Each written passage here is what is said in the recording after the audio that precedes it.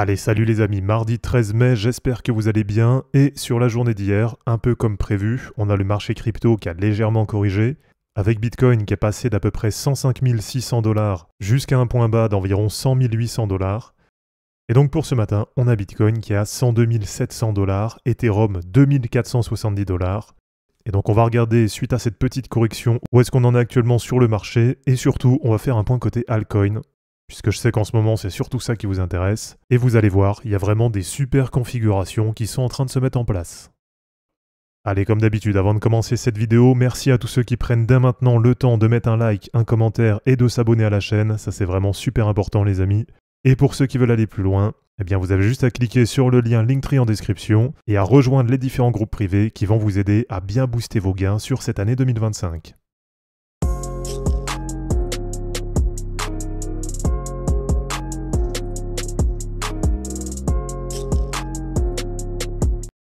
Alors, le marché crypto qui corrige légèrement, avec 2 jours de correction consécutive. Alors, même si pour le moment, ça reste vraiment de la petite correction, avec Bitcoin qui est venu s'appuyer sur sa moyenne mobile 7 en daily. Et si vous aviez suivi la vidéo d'hier matin, eh bien justement, hier, j'avais pris une position short sur Bitcoin. Donc, c'était cette vidéo, crypto tout explose, mais attention à ces signaux baissiers. Et donc, je prévoyais dans cette vidéo un probable retour de Bitcoin autour des 100 000 $. Et sur la journée d'hier, donc on a Bitcoin. Voilà, là je me suis remis sur du 4 heures, donc qui a bien corrigé comme prévu. Et j'ai ma position short qui s'est du coup super bien déroulée, puisque c'était un short levier 10, avec une entrée vers 105 300 $, donc assez proche du point haut qui était vers 105 600, avec un premier TP qui était vers 104 100, 104 200, et le TP final de la position vers 101 500 $, donc en plein dans l'ancienne zone de résistance, qui était, je vous rappelle, entre 100 000 $ et 102 000 $. Donc là, on le voit sur du 4 heures, on accumulait les signaux baissiers, notamment cette divergence baissière sur le RSI. Et là, ce qui est vraiment positif, c'est qu'on a le RSI qui a déjà bien diminué et qui, sur du 4 heures, est déjà repassé en dessous des 50. Et on voit qu'au niveau du prix, eh ben finalement, ça n'a pas tant baissé que ça. Même si, voilà, attention quand même, là je pense toujours que sur les trades, il faut rester prudent, puisque par exemple sur du daily, on a toujours le RSI qui est dans la zone de surachat. Donc pour le moment, tant qu'il n'y a pas vraiment ce RSI qui redescend un peu, et tant que sur du plus court terme, donc par exemple sur du 4 heures, on n'a pas des signes de reprise, avec par exemple des volumes qui augmentent, ou avec par exemple une divergence haussière au niveau du RSI, eh bien pour moi le mieux, ça reste quand même de rester prudent au niveau des trades. Allez, on va faire un point côté altcoin, puisque je sais que c'est vraiment ça qui vous intéresse en ce moment. Donc avec déjà du côté des Others, voilà, toutes les altcoins hors du top 10, un premier objectif qui a bien été atteint et qui était le retour sur cette ancienne zone de résistance entre 272 milliards de dollars et 302 milliards de dollars. Donc pour le moment, on voit que ça travaille sur le niveau support à 272 milliards.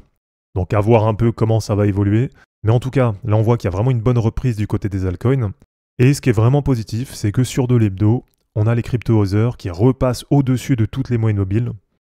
Et sur Ishimoku, qui arrive à récupérer le nuage en hebdo. Et donc aujourd'hui, on a les altcoins mid-cap et low-cap qui ont réussi à repasser en dynamique haussière. Donc tout ça, vraiment, ça promet pour la suite. Et là, quand on prend sur de l'hebdo, on a un énorme W qui est en train de se mettre en place. Et alors, côté objectif, là, ce qui va être intéressant, ça va être déjà de passer cette zone de résistance, donc d'aller au-delà des 300 milliards de dollars. Et on a un objectif là qui est très clairement défini, et qui va être d'aller breaker la TH historique, entre 445 et 490 milliards de dollars. Et je vous rappelle les 3 objectifs que j'ai définis pour les Others sur ce cycle, avec un premier objectif qui va être à 1450 milliards de dollars. Et donc par rapport à maintenant, ça veut dire qu'on peut tabler sur un x5,3 sur le market cap des altcoins hors du top 10. Un deuxième objectif autour de 1720 milliards de dollars. Et là, ça ferait un potentiel x6,3. Et si vraiment on a un gros bull run avec une grosse période de hell season, eh bien dans ce cas-là, le troisième objectif, ça pourrait être d'aller chercher 2200 milliards sur le market cap des Others, et ça pourrait faire à peu près du x8 par rapport à maintenant. Alors bien sûr, comme d'habitude, je le reprécise, mais si on a le market cap des altcoins qui fait un x6 par rapport à maintenant, eh bien ça ne veut pas dire que toutes les altcoins feront x6, et ça ne veut pas dire non plus que sur vos perfs, vous allez faire x6, puisque vous allez sûrement prendre des profits par palier, parfois vous allez recharger des altcoins qui finalement vont pas partir, et après bien sûr, vous n'allez pas non plus réussir à vendre le top. Donc voilà, quand on combine tout ça, forcément ça baisse un peu la perf totale. Mais en tout cas pour moi, ces 3 objectifs, ils restent bien cohérents pour ce bull run. Et alors regardez aussi ce qui est vraiment positif, eh bien c'est que là, sur la semaine dernière, on a eu quand même cette grosse correction sur la BTC dominance. Et là, pour l'instant, ça va vraiment dans le sens de ce qu'on attendait. Donc avec la touchette de la BTC dominance sur le haut du canal ascendant. Et donc là, côté objectif, on va attendre déjà dans un premier temps un retest sur le bas du canal. Alors sachant qu'on est aujourd'hui à 62,9%, on pourrait viser à peu près vers 61%. Donc là, on commence vraiment à avoir des signaux intéressants pour les altcoins. Et on va regarder quelques altcoins que vous aimez bien en général sur la chaîne, avec déjà votre ami CKB, qui est revenu dans l'ancienne zone support. Mais on voit que là, pour l'instant, ça reste bloqué dans cette zone. Donc CKB qui, pour l'instant, reste très largement en dynamique baissière, et qui reste pour l'instant sous la moyenne mobile 20 en hebdo. Alors ensuite, sur EGLD, là, si on prend, on a quasiment un copier-coller en chart avec CKB. Et là aussi, sur les moyennes mobiles, c'est quasiment la même chose. Donc EGLD qui est toujours coincé sous sa moyenne mobile 20 hebdo, et qui, bien sûr, sur Ichimoku, reste très largement sous le nuage, et avec un nuage là qui est vraiment très épais. Donc pour le moment, sur toutes ces cryptos, il y a des légers signes de reprise à court terme, mais quand on dézoome un peu, on voit que la dynamique à long terme, elle est toujours très largement baissière. Et là, graphiquement, il reste encore beaucoup de résistance à passer pour que ça redevienne intéressant. Alors, dans ce qui est un peu plus intéressant, on a Chainlink là qui commence à être plutôt pas mal. Et là, on commence à avoir une reprise qui est intéressante. Donc avec Chainlink qui est revenu entre les 0,618 et les 0,786 de Fibo. Et pour le moment, ça cale sur la résistance des 0,618. Mais voilà, en tout cas, on voit qu'à plus long terme, là, depuis à peu près 1 an et demi, depuis octobre 2023, on a Chainlink qui est coincé un peu dans un range. Donc même si là, on n'est pas sur une crypto qui est en énorme dynamique haussière, déjà graphiquement, là, c'est un peu plus intéressant. Et sur les moyennes mobiles, par exemple, eh bien pour le moment, ça cale aussi sur la moyenne mobile 20 en hebdo.